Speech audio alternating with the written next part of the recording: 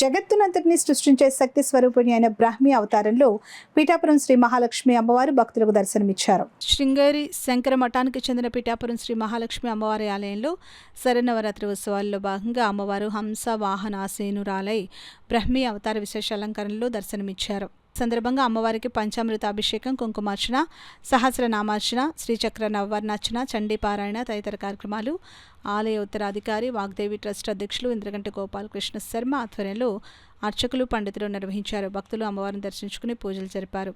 ఈ సందర్భంగా ఇంద్రగంటి గోపాలకృష్ణ శర్మ మీడియాతో మాట్లాడారు. కోట జగన్నాథ శర్మ, చాంద్రబట్ల సుందర శర్మ, సుబ్రహ్మణ్యం మాస్టర్, దోళ్ల అయ్యన్న తదితరులు పాల్గొన్నారు. విధియ రెండవ రోజుగా ఇవాళ బ్రాహ్మీ అలంకారంతో హంసవాహినియే ఈయన అమ్మవారు అలంకరింపబడింది. హంసవాహిని అలంకారంతో ప్రారంభమై ఇవాళ బ్రాహ్మీగా అంటే సృష్టితత్వాన్ని తెలియజేసేటటువంటి గొప్ప శక్తిగా బ్రాహ్మీ ఆమె మొత్తం చరాచర జగత్తునంతటినీ సృష్టించేటటువంటి శక్తి స్వరూపిణిగా అమ్మ విలసిల్లుతూ ఉంటుంది. ఆ సాంప్రదాయాన్ని అనుసరించి ఆ బ్రాహ్మీ, మాహేశ్వరి, కుమారి, వైష్ణవి ఇలాగా మాతృగా స్వరూపాలన్నీ కూడా అవతారాలుగా అలంకరించడం, ఆయా నామాలతో అర్చించడం జరుగుతుంది శృంగేరి సంప్రదాయాన్ని అనుసరించి.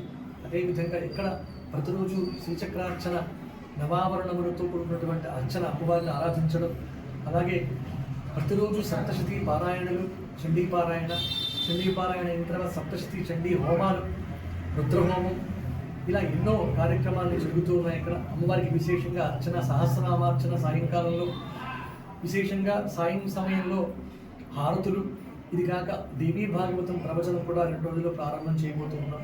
ఇలా ఈ నవరాత్రుల్లో వైభవంగా అమ్మవారి స్థానంలో ఇక్కడ విశేషంగా అర్చన, వైదిక సాంప్రదాయాన్ని అనుసరించి జరుగుతూ ఉన్నాయి.